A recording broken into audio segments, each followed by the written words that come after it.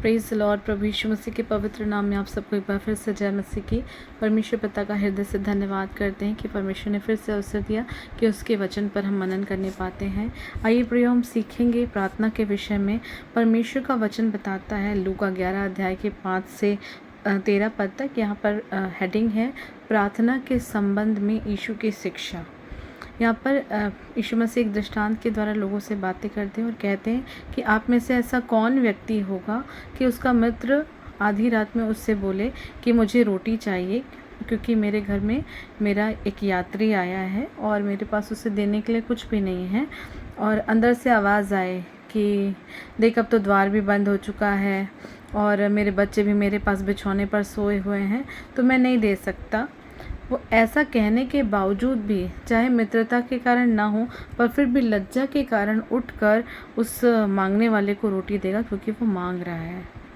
परमेश्वर का वचन हमें सिखाता है, मांगो तो तुम्हें दिया जाएगा, ढूंढो तो तुम पाओगे, खटखटाओ तो तुम्हारे लिए खोला जाएगा। मत्ती 7:7 में भी कहता है सेम वचन, मांगो तो तुम्हें दिया जाएगा, ढूंढो तो तुम पाओगे और खटखटाओगे तो तुम्हारे लिए खोला जाएगा।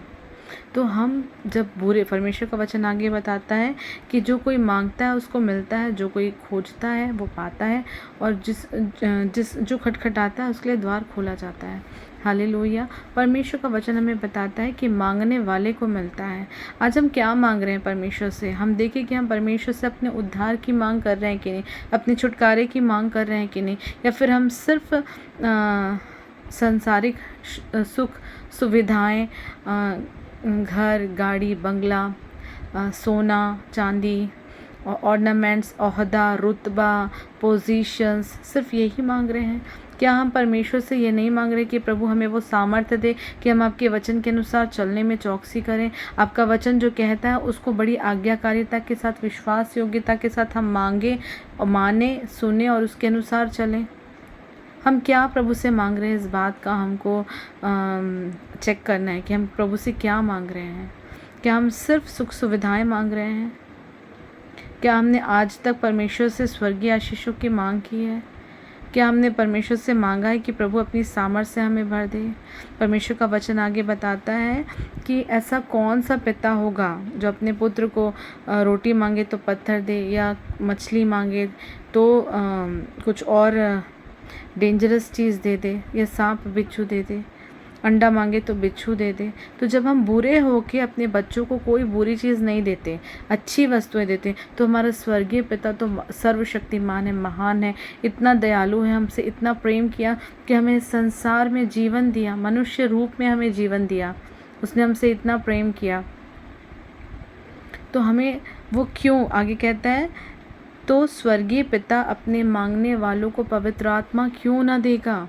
आज क्या हम अपने लिए पवित्र आत्मा की सामर्थ्य मांग रहे हैं? क्योंकि पवित्र आत्मा ही है जो हमें संसार में पाप से बचा कर रखेगा। आज हम जांचें कि हम परमेश्वर से क्या मांग रहे हैं, क्योंकि जब आप पवित्र आत्मा के, परमेश्वर का वचन बताता है सबसे पहले उसके राज और धर्म की खोज करो तो सब वस्तुएं तुम्हें मिल जाएंगी। कल के दिन की चिंता करने की ज़रूरत नहीं, क्योंकि वो मांगने वाले को देता है, वो मांगने वाले को देता है। तो हम आज इस बात पर मनन करें कि हम क्या प्रभु से नहीं मांग रहे हैं और क्या मांग रहे हैं, और हमें क्या मांगना चाहिए। क्या हम उसकी इच्छा के अनुसार मांग रहे हैं? आज इस संसार में हमारा पवित्र आत्मा की ही वो सामर्थ्य है, वो पवित्र आत्मा का ही अभिषेक है जो हमें स्वर्ग राज्य में प्रवेश करने में सहायता करेगा। उस पवित्रता के खोजी हो जाओ जिसके बिना कोई पिता को देख नहीं सकता। तो जब देख नहीं सकते तो उस स्वर्ग राज में हमें लेगा कैसे? आज हमें पवित्र आत्मा की बहुत तायत से ज़रूरत है। उस अभिषेक को, उस वरदान को परमेश्वर से मांग लें, क्योंकि परमेश्वर का वचन बताता है जब तुम मांगते हो तो प्रतीति कर लो तो वो तुम्हें मिल जाएगा। आज हम परमेश्वर से पवित्र आत्मा की सामर्थ्य मांगे जो हमें संसार में पवित्र रहने में सहायता करे। आज बहुत सारी मलिनता की बातें इन दिनों हमारे मध्य में, हमारे बीच में चल रही है। बच पाना बहुत मुश्किल है, हमें सहायक की आवश्यकता है। पवित्र आत्मा वो सहायक का आत्मा है जो यीशु मसीह ने प्रॉमिस किया था कि जब मैं जाऊंगा तो मैं तुम्हारे लिए सहायक का आत्मा भेजूंगा। आज अपने लिए होली स्पिरिट को भरपूरी से मांगे, उसको प्रभु से मांगे कि पिता आप मुझे अन्य भाषा के वरदान से भर दे, प्रार्थना के वरदान से भर दे, क्योंकि जब पवित्र आत्मा आएगा तो वो हमें जगत के छोर तक परमेश्वर का गवाह बनाएगा।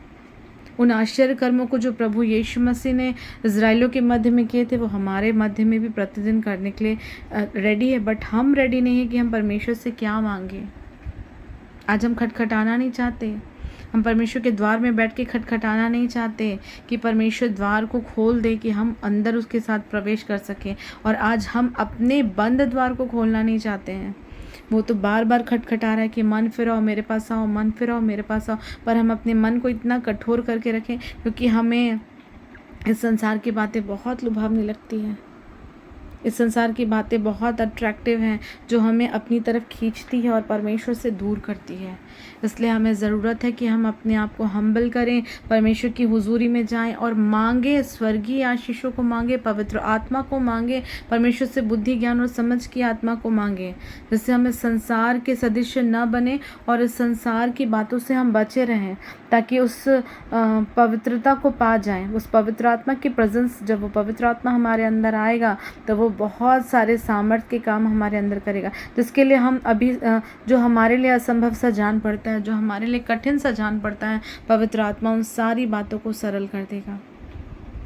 Hallelujah, praise the Lord. हम सचमुच में अपने इस प्रार्थना में जीवन को जिएं और परमेश्वर के प्रेजेंस में बने रहें, खोजते रहें, खटखटाते रहें और उसको पुकारते रहें, उसको ढूंढते रहें, उससे मांगते रहें, ताकि हम पवित्र आत्मा के गाढ़े अभिषेक को अपने जीवन में पाएं और वो परमेश्वर के उस आने वाले दिन के लिए वो छाप रहेगी कि हम उसके स्वर्ग राज्य के योग्य हैं और हम उस बड़े ललकार के साथ उस स्वर्ग राज्य में हम प्रवेश कर पाएंगे।